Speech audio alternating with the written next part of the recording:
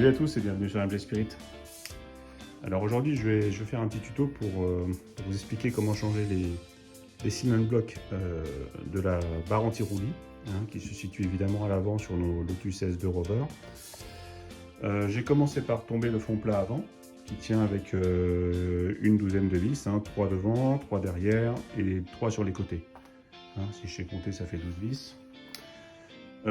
Alors, j'aime autant vous prévenir que ce tuto que j'avais prévu assez rapide va être un petit peu plus long que prévu parce que j'avais pas prévu qu'il fallait faire sauter les rivets. Donc, il va vous falloir vous équiper d'équipements spéciaux. Donc, je vais commencer par là. Donc, en dehors d'une clé de 8 ou 10 selon la taille de vos boulons à l'avant, il faudra vous équiper également d'une perceuse avec un fourret de 5 mm pour chasser en fait une petite plaque qui va nous emmerder que je vais vous présenter après.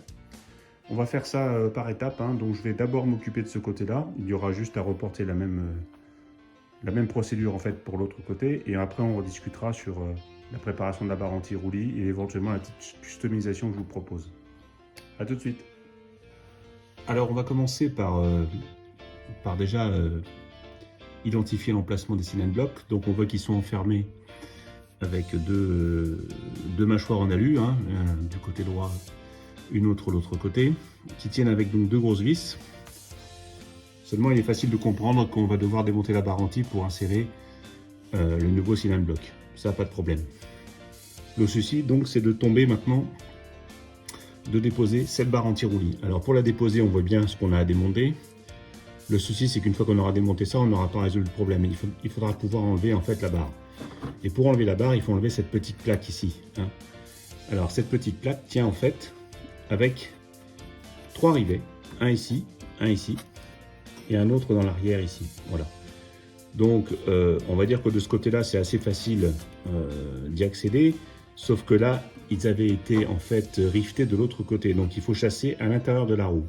Donc je vais vous montrer par où j'ai chassé les deux premiers ici et le troisième. Alors je suis repassé de l'autre côté, je vais vous montrer. Donc ici j'ai enlevé plus exactement un des clips plastiques qui tenait en fait cet habillage. Je peux le soulever et accéder en fait avec ma perceuse pour chasser les 2 rivets qui tenaient ici. Le troisième étant situé sur la droite, vous voyez le trou ici à droite, voilà. Bon là l'inconvénient, vous l'avez compris, c'est que pour accéder avec la perceuse, avec le triangle, c'est très compliqué. Donc vous serez obligé en fait de prendre votre perceuse un peu comme ça, un peu de travers, pour pouvoir chasser en fait le rivet. Bon, je vais être honnête avec vous, j'ai surtout abîmé la tête de rivet et après je l'ai chassé avec un chasse-goupille. Je l'ai chassé avec ça, voilà, ici. Voilà, avec ça il est ressorti. J'ai tapé dans ce sens-là, plus exactement, pour le ressortir. Bon, je ne comprends pas pourquoi Lotus a utilisé des rivets, parce que, bon, c'est vrai qu'au niveau du poids, c'est toujours plus léger qu'une boulonnerie, mais 3 petits boulons de 5 de 8 mm, c'est pas ça qui pèse très lourd. Voilà. Donc là, j'ai perdu quand même presque 20 minutes simplement pour chasser 3 petits rivets. C'était pas prévu. Alors après, pour enlever la plaque alu, il suffit d'enlever voilà le petit pas de vis qui est clipsé en fait sur le châssis et d'enlever la plaque.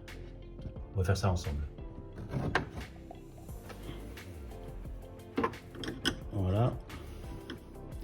Donc là, je me suis équipé d'un tournevis pour sortir le pas de vis clipsé. Voilà à quoi ça ressemble. Et vous enlevez votre petite plaque en aluminium. Voilà.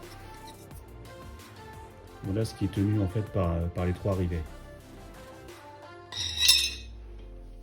Alors le deuxième obstacle à la dépose de la barre anti-roulis, c'est donc les deux vis qui tiennent en fait la mâchoire alu qui maintient le cement block autour de la barre. Donc ici on va sacrifier, j'ai sacrifié en tout cas une clé Allen, je l'ai coupée de façon à ce qu'elle puisse passer entre le triangle et la vis. Voilà. Et avec une pince multiprise, j'ai réussi à la desserrer. Je précise que j'ai mis un petit peu de WD-40 la veille sur les 2 vis. Je ne sais pas si ça a aidé, mais en tout cas j'ai pu les faire tourner librement maintenant. Vous voyez, maintenant je peux facilement faire tourner.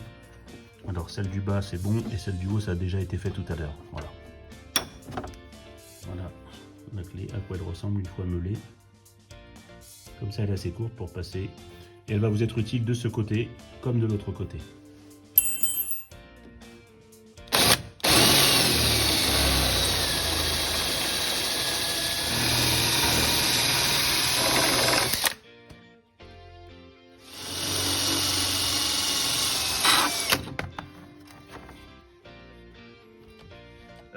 devez vous retrouver par côté, en pièces, c'est pas compliqué. Il y a ça, les cadavres de rivets, l'écrou prisonnier qu'on a enlevé et le petit clip plastique qui permet de tenir le garde-boue. En tout cas, le bas du garde-boue. C'est pas la peine d'entièrement le démonter. En enlevant juste celui du bas, ça suffit. Voilà. À ce stade, il vous reste simplement à désolidariser la biellette du triangle, enfin la biellette qui relie le triangle à la barre stabilisatrice. Hein, ça c'est un écrou de 17, hein, un écrou nil stop du 17, qui sera certainement bon de changer d'ailleurs à l'occasion. Je pense que je vais le changer. Voilà. Voilà, donc vous voyez au niveau des pièces, on est limité par le strict minimum. Reste ensuite à dégager évidemment la barre anti-roulis en enlevant les deux vis BTR en haut et en bas. Hein. Donc là j'ai mis collé et puis je vous retrouve après. Alors la barre anti-roulis se trouve déposée maintenant. J'ai découpé les deux cylindres blocs également. On voit qu'ils sont quand même bien fatigués. Voilà. Vous voyez ici les crevasses qu'on a dans le caoutchouc. Voilà, bon, il était quand même temps je pense de s'y mettre. Je me retrouve avec une barre anti-roulis qui a besoin de traitement, donc elle va être, je vais la poncer, la décaper, remettre une couche d'après, et puis une couche de peinture laquée noire dessus, avant de réenfiler les nouveaux cylindres blocs dessus. Alors la barre anti-roulis, comme toutes les pièces métalliques que je démonte en général, subit un traitement anti-corrosion à base de ferrose, hein, dont j'ai frotté avec une brosse métallique.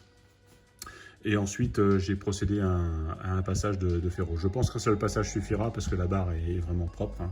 Sur l'intégralité, vous voyez, c'est pas méchant. Hein. On a quelque chose d'assez propre. Voilà.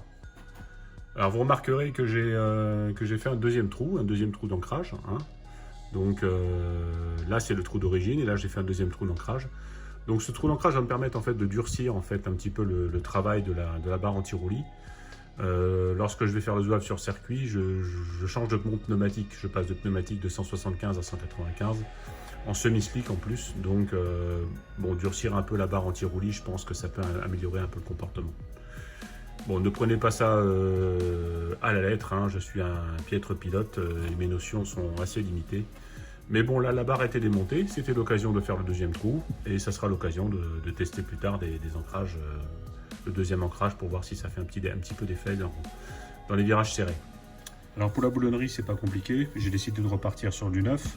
Donc les aciers 8-8 d'origine étaient pas mal oxydés au niveau du pas de vis. Hein. Il y avait beaucoup de dépôts blancs de corrosion galvanique.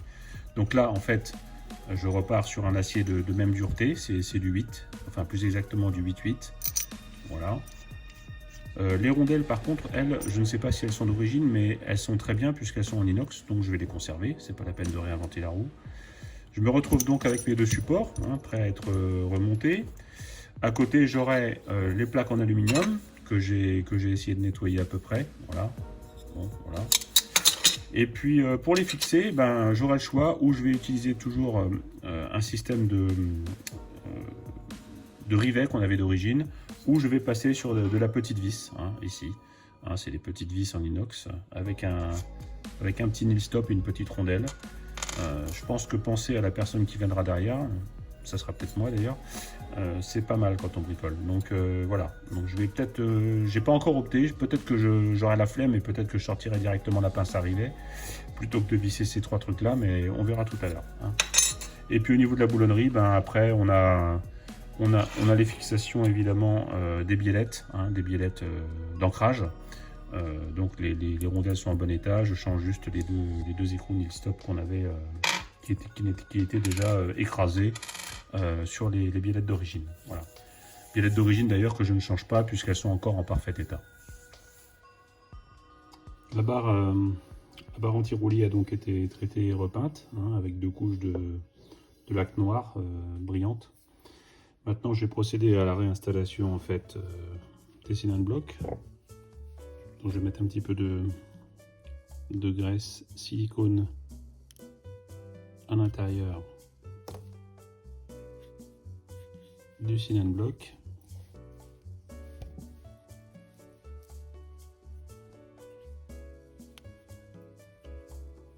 Voilà.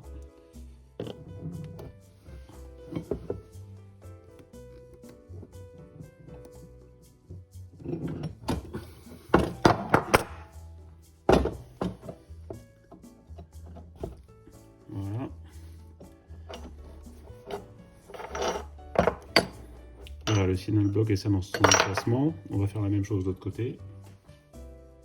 Donc la barre anti-roulis est refixée, ça y est. Je n'ai pas oublié de refixer également les biellettes sous chaque triangle. Les petits obturateurs en alu, vous vous rappelez, étaient tenus par 3 rivets. Donc là, en fait, j'ai pris la décision, je vais mettre de la visserie de ce côté-là, puisque c'est en fait le rivet le plus embêtant à enlever. Et de l'autre côté, je vais donc replacer 2 rivets, comme ça l'était, puisque on pouvait facilement les faire sauter avec une perceuse. Et de ce côté donc, les 2 rivets neufs.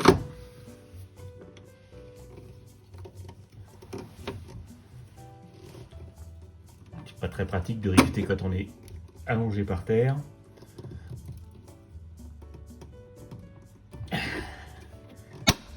Voilà.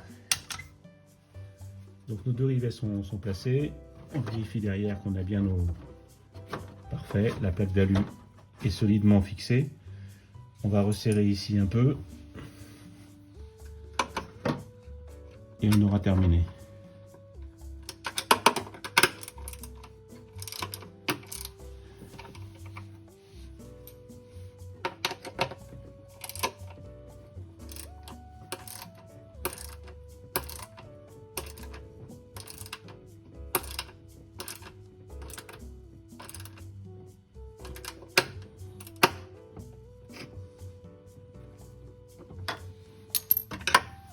Alors je précise, je rappelle que c'est de la visserie inox. Hein.